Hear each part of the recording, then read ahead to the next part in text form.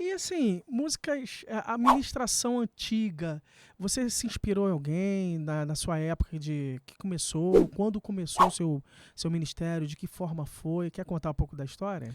Então, eu falei aqui mais ou menos assim, né, que eu comecei a tocar na igreja, assim, atuar como músico, bem criança ainda, assim. Eu tinha de 8 para 9 anos, assim, Me né, barrou, hein?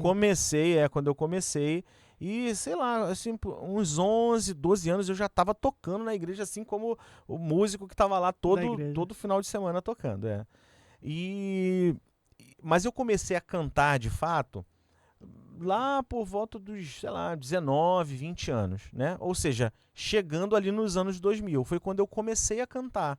E foi Uhum. assim meio que por acaso. Até então eu só tocava. Certo. Tocava lá, tocava Aham. teclado. Nessa época eu era o tecladista da igreja. E a gente teve uma festividade de jovens lá na Igreja Batista Nova Filadélfia, lá na Praça Bandeira, em São João de Meriti, Ah, sim. que é a minha cidade. Aí e- teve uma festividade dos jovens e precisava de alguém para cantar uma das Uhum. músicas, que era uma música do David Kinlan. Certo. É, se eu não me engano, eu não vou lembrar agora exatamente qual foi a música, daqui a pouco eu devo lembrar. Aham. Mas era uma música dele, eu tenho certeza. E Abraça-me, Abraça-me, alguma né? coisa Eu pensei assim. nela. Alguma coisa assim. E aí, poxa, quem vai cantar? Quem vai cantar? Aí alguém falou, Rômulo vai cantar. Aí eu falei, caramba, vou cantar e tal. E aí comecei a cantar. Certo. Cantei ali e entendi assim, falei, cara, é isso que eu quero fazer. Pô, que legal. Eu quero cantar também, eu não quero só tocar, eu quero Aham. cantar. E aí comecei a cantar. E aí, inclusive lá na Igreja Batista Nova Filadélfia, de onde eu era membro na época, eu assumi assim uma posição de ministro de louvor para ministrar nos cultos, né? E dali começou um novo momento para mim, né? Na Uhum. música. Eu já tinha algumas composições Aí, e legal. aí essas composições foram ganhando uma motivação maior, né? Porque agora é Uhum. eu que ia cantá-las, né? Certo. E outras canções vieram, Deus Antes foi. mesmo de você começar a cantar, você já Eu tinha. já tinha algumas composições, mas aí eu deixava elas Entendi, stand-by assim, de ali, né? stand-by e tal, né? Eu já tinha participado de algumas bandas, assim, Uhum. garoto, e Sempre aí acontece, é. alguém Eu já cantava as participei em mais de músicas. 10. Eu também, nessa época de adolescente, assim, a Aham, gente, né, é. embarca em bastante experiência, e que é bom, né? Uhum. Faz parte de um amadurecimento musical, enfim. É, Faz alianças, né, com as sim, você pessoas. conhece pessoas, Pô, network é uma é coisa muito bom. muito boa, né? Te faz crescer, Sim, te dá conteúdo, né? sim, Você ganha sim. experiência, é algo realmente muito bom. E assim, é, a partir desse momento aí, eu assumi realmente essa posição assim de ser um ministro, né, do evangelho com a música. Certo. Entendi que Deus tinha me chamado para aquilo ali e desde então eu vivo, né, a partir dessa premissa. Aí eu comecei né, eu fui ministro de música de uma igreja batista lá em São João, Uhum. né? A segunda igreja batista em Coelho da Rocha, que é conhecida como Igreja Batista Referencial de Vida, Uhum. né? Que é um slogan da igreja assim, então virou a Ah, igreja, sim. passou a ser chamada por esse nome. Eu fiquei lá durante 8 anos, quase 8 anos, né? E, e trabalhando só com a música, né? Aí já era tipo assim, já tempo integral com a música, Uhum.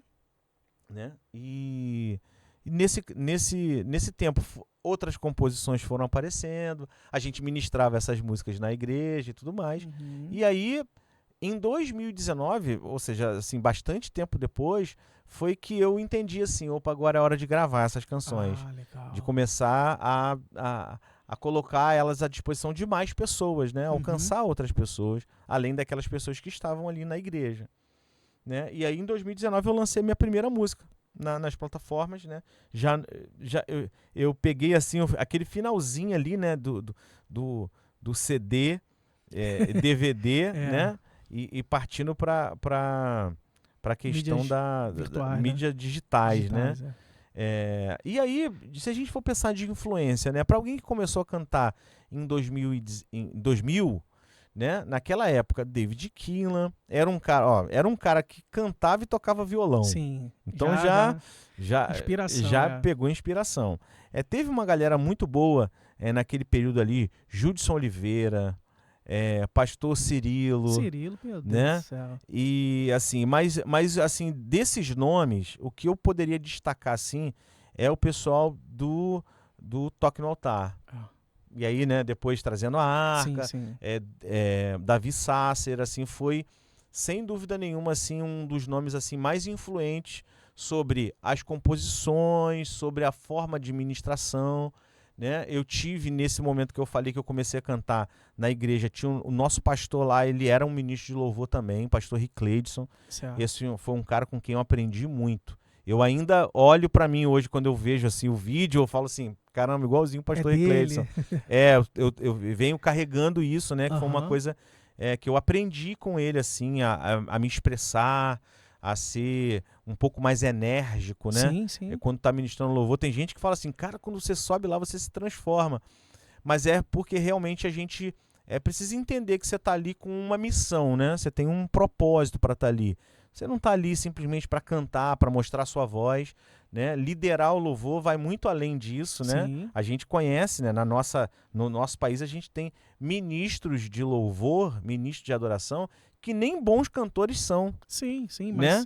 Mas que conduzem aquele momento ali com espiritualidade e com influência sobre a igreja, né? Que eu acho que isso é bacana. A gente precisa entender que a gente está ali com um papel de influência. Então, assim, muito influenciado pelo Davi Sasser, e com o passar do tempo você vai, como eu falei, né, da questão da música, você vai colhendo outras influências, né? Você vai observando outras pessoas, você vai conhecendo pessoas que você olha, poxa, isso aí que esse cara faz aí é legal pra caramba. E aí não se trata de copiar, colar, né? Nem de ficar mas ainda imitando, que seja, né? Mas você vai absorvendo, né? Vai somando ali, você, poxa, aí você mesmo vai identificar, caramba, poxa, eu peguei isso aqui que fulano aplica e é legal, né? O próprio Davi Sasser, eu acho que ele toca violão, que eu já vi algum vídeo dele tocando violão. Mas quando ele tá ministrando, nunca vi nenhuma gravação dele ele com violão. Não. O Luiz Arcanjo já vai no fica violão. no violão, é verdade. E ele tava com um projeto aí de voz e violão aí, parece que estava bem legal. Bom, assim, eu também tive as mesmas influências que você, até mesmo porque somos praticamente da mesma idade. Você parece com o Fernandinho, sabia? Eu tenho vários amigos, inclusive eu tenho um grande amigo chamado Josué Oliveira, ele na verdade é um mentor para mim, assim, na área da produção musical, ele é um cara que me ensinou muita coisa e que foi o primeiro cara que olhou para mim, na verdade ele foi o primeiro cara que ouviu eu cantando e falou assim, cara, você tem que gravar essas músicas aí vão fluir. E foi o primeiro cara que falou isso pra mim. Josué Oliveira, um grande abraço, meu amigo. Pô, legal. Jesus, legal. É muito importante pra mim. Influenciou, viu? Muito demais. Aí, o Josué, ele falava isso pra mim. Ele falava assim, cara, na época que ele me chamou para essa questão de gravação, eu protelei um pouco, porque eu era ministro de música da igreja lá, então eu tinha uma demanda um pouco alta, não havia uma simpatia do meu pastor também por essa ideia de lançar músicas, porque ele entendia que aquilo podia me atrapalhar. E ele sempre falou isso. Foi nessa época que surgiu o Fernandinho, né? Com aquele Faz Chover e tal. Aí ele falou. Ele era de Campos, né? Isso, ele era de Campos. De Campos, né? De Campos, isso. O pai dele acho que foi pastor de uma igreja, né? Uma grande igreja lá, batista lá em Campos. E o Josué falava isso pra mim, ó. O Fernandinho tá no teu lugar aí, ó. E você não lança a música, podia ser você. Ele falava sempre isso pra mim. E é uma coisa que eu guardei. Legal. Por isso que eu lembrei do Josué. Eu lembro que quando eu comecei a ensinar contrabaixo para um rapaz, um amigo, César, eu comecei a ensinar contrabaixo para ele. Ele era muito novo, entre 16 e 17 anos, eu já devia ter uns 26, por aí assim.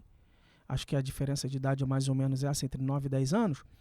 E eu comecei a ensinar para ele o contrabaixo. E engraçado que, quando você falou de copiar, me lembrou isso. Engraçado que eu sentava, do jeito que eu sentava, ele sentava do meu lado e ficava igualzinho a mim, né? Eu com as mãos abertas assim na perna. Aí ele olhava pra mim assim. Aí eu cruzava os braços, ele cruzava os braços. Aí eu, caramba, acho que ele tá me copiando. Muito Aí bom. eu cheguei pra nossa ministra de louvor na época, Luana, uma grande amiga minha, cheguei e falei pra ela, Luana, olha só, vê se o César não está me copiando. Aí então tudo que eu fazia, se eu fizesse isso aqui, ele fazia. E eu comecei a reparar, assim, olhar de rabo de olho, ele realmente estava me copiando. Anos depois eu falei isso pra ele. Ele, Léo, eu queria ser igual a você, tocar igual a você. Hoje ele toca muito mais que eu, né? Porque ele teve uma inspiração. Na época que a gente se separou ministerialmente falando, foi acho que 2014, 15. Nessa época fizeram um vídeo de despedida minha e tal. Pô, chorei pra caramba. Tem esse vídeo guardado até hoje. E ele até falou no vídeo dele, no trecho que ele falou, que ele fala muito, né? Qualquer hora eu trago ele no podcast também. Mas assim, ele falou, você é meu mentor. Olha, aquilo ali eu chorei igual criança. Porque ele se inspirou em alguém que nem famoso é, Sim. né? Que nem me considera um bom músico, não me considero mesmo, né? É porque quando a gente vê um bom músico, a gente reconhece, né? Então, tem gente que é engraçado, tem gente que quando acaba o louvor, fala assim pra mim, cara, que o louvor foi uma benção. Aí eu, poxa, hoje eu não faço mais isso. Mas eu falava antigamente, não, porque você que não entende música, porque a gente errou muito. Eu sou muito Sim. crítico, autocrítica também, né? E eu falava, não. Aí até que uma vez a minha esposa falou isso, você não pode fazer isso. As pessoas não sabem nada de técnica. É verdade. Então eles só sentem que Deus fluiu através de vocês. E quando você faz isso, você está matando o que Deus tratou com ela ali naquele momento. Aí eu, amém. Entendeu o recado? Entendi o recado, nunca mais fiz isso. Mas assim, voltando, ele me copiou. Eu falei, caramba, que isso é fantástico. Então, assim, pegar um pouco de um, um pouco do outro, pelo contrário, eu acho muito válido. Quando eu vejo algum ministro de louvor novo na igreja e tal, eu falo, poxa, escuta, quem você gosta de escutar? Então vê mais vídeos da pessoa. Sim. Existe técnicas que a pessoa aplica, né? Ali no palco, como se falar, Sim, no sim. altar, a gente vai entrar nesse assunto, né?